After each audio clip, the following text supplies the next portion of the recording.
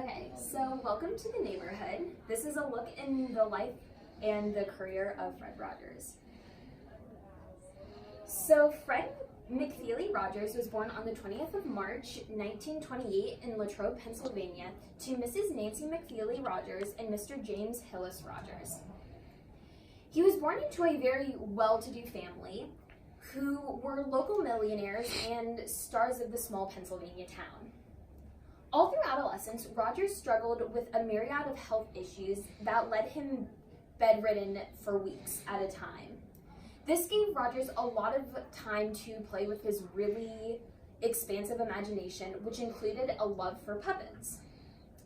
When Rogers was 11, his parents adopted his younger sister, Nancy Elaine Rogers, who was more affectionately known as Lainey. He took an immediate liking to her, and in a later interview, Lainey recalled that Rogers was like a very grown-up playmate to her. While Rogers excelled academically through high school, he struggled socially. However, by the time that he graduated, he was as much of a star as the jocks were. In addition, he received many academic awards and honors, as well as admittance to Dartmouth, which is a very big Ivy League college.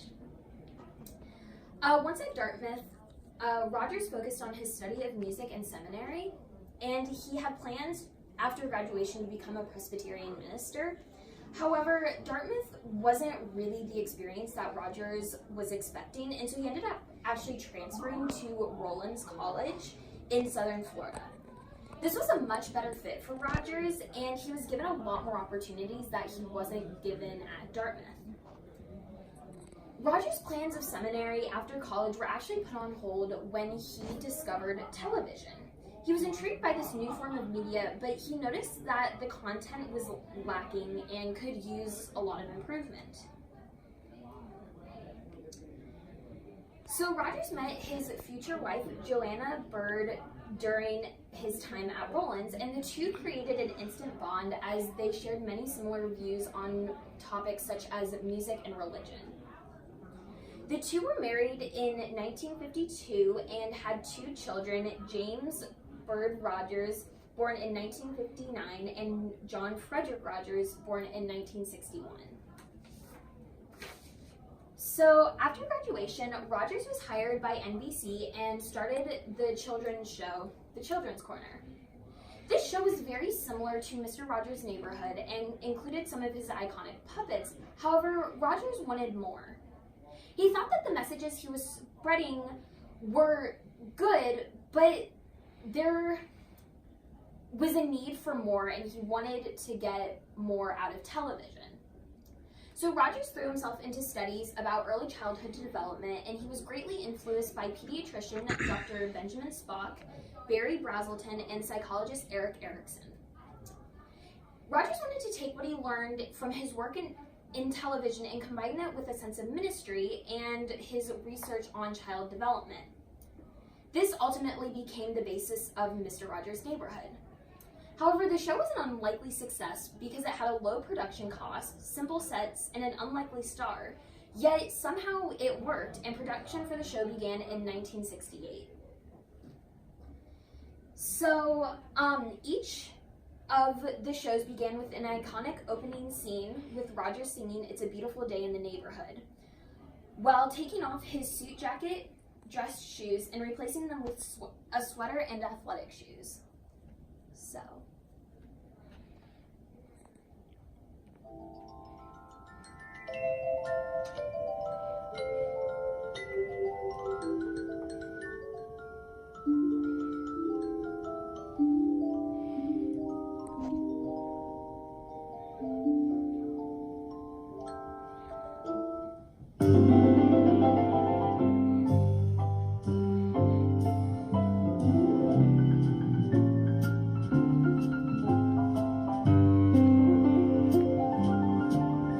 It's a beautiful day in this neighborhood, a beautiful day for a neighbor. Would you be mine? Could you be mine? It's a neighborly day in this beauty wood, a neighborly day for beauty. Would you be mine? Could you be mine? I have have always wanted to have a neighbor just like you. I've always wanted to live in a neighborhood with you. So let's make the most of this beautiful day. Since we're together, might as well say, would you be mine? Could you be mine? Won't you be my neighbor? Won't you please? Won't you please? Please won't you be my neighbor?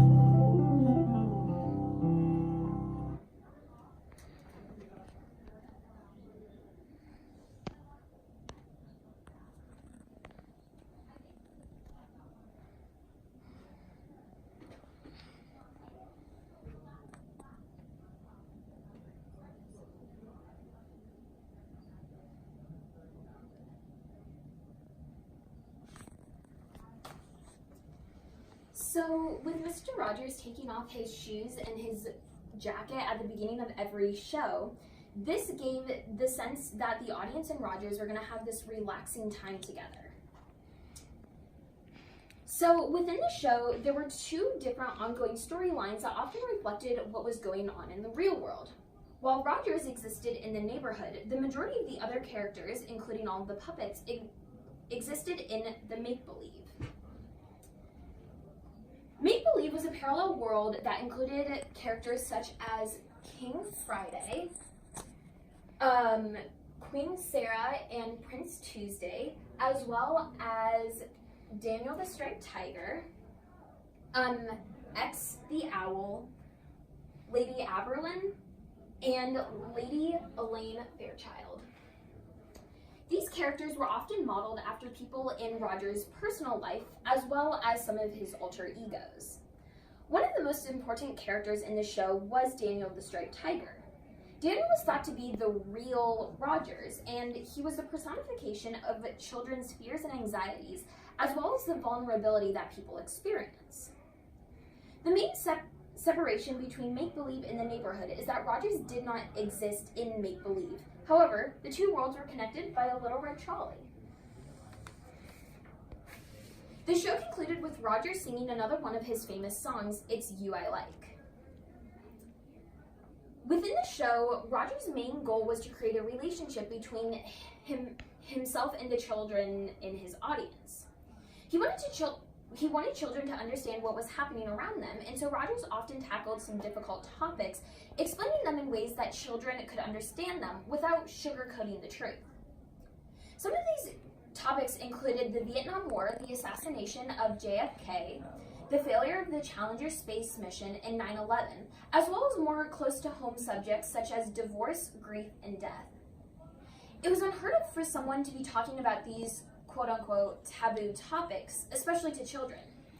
Many parents, including Rogers' own parents, believed that children should be sheltered from the world, but he believed that children should be not necessarily exposed, but aware of the topics and events that were happening around them. They should be taught in a manner that is easy and comprehensible in manner. Rogers is famous for his very slow and melodic speaking and his use of silence. He saw the silence as a great gift, and he didn't believe that there always had to be talking for a message to come across. Another really big thing that Mr. Rogers did was he fought against racism. Officer Clemens, played by Francois Clemens, was the first reoccurring African American on television. In one of the scenes, pictured here, it was a hot summer's day, and Rogers offered Clemens to sit with him and dip his feet into some cool water to cool down. This was Rogers' indirect way of defying racism and segregation that was occurring in the 60s. Clemens, however, actually later came out as gay, and many protesters were against Rogers, not because they thought that Rogers was gay, but because he was tolerant of gays. The protesters were intolerant of his tolerance. One really big milestone in Fred Rogers' life was the court case that he spoke for. Rogers is recognized as a very influential influencer and was chosen to defend the funding for PBS in front of the Senate committee. President Nixon wanted to cut the funding for all public television. However, after Rogers spoke the lyrics to the song, "What do you do with the mad that you feel?" John Pastore delivered the famous line, "Looks like you just earned the $20 million. Rogers was doing a lot in his life, and he felt weighed down from all of the writing, hosting, singing, and composing he was doing, and he decided that he needed a break. He tried to do some primetime shows for adults, one with the title Old Friends, New Friends, and altogether it was successful, but he realized that he wasn't getting the same connection that he was getting between him and children that the show offered between him and adults. This led to a great time of doubt and depression, and in a typed letter, he expressed his struggles, which contained the following passage. "Am I kidding myself that I'm able to write a script again? Am I really just whistling Dixie, I wonder?